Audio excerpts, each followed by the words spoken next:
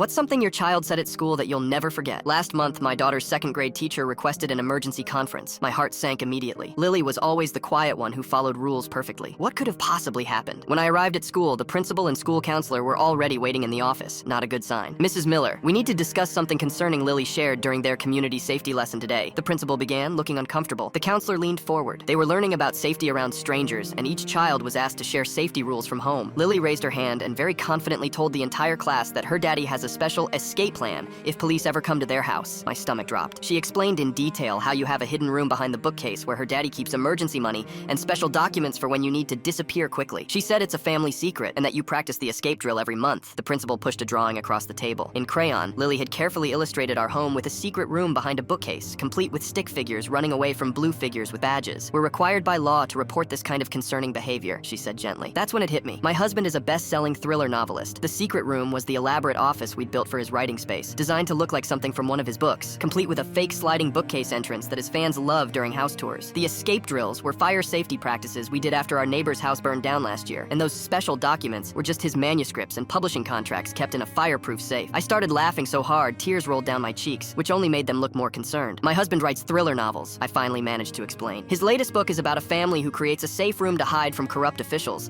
Lily must have been listening to him describe the plot to his editor on the phone. I pulled out my phone and showed them his author page, his books, and photos of his themed office that fans were always asking about on social media. The principal and counselor looked at each other, clearly relieved but still concerned. We'd still like to do a home visit, the counselor said firmly. They came that weekend. My husband was mortified when I explained why school officials were examining our house. He showed them his writing space, his manuscripts, and even read them the opening chapter of his new book featuring the escape room plot. The case was closed, but now my husband works with his office door shut and keeps his plot discussions much quieter. That night, I sat down with Lily and gently explained that some things sound different when shared at school versus at home. But Daddy said writers get their best ideas from real life, she replied confused. I was just being helpful. My husband has had to adjust his writing schedule completely. He now waits until Lily is asleep before brainstorming his more dramatic scenarios. Yesterday, I picked Lily up from school, and her teacher pulled me aside with an alarmed expression. Lily announced during sharing time that her daddy killed someone last night. I closed my eyes and sighed. Let me guess, in chapter 12 of his new book? The teacher nodded slowly, and I handed her a signed copy of his latest bestseller. Maybe keep this on your desk for reference, I suggested. It might save us both some panic in the future.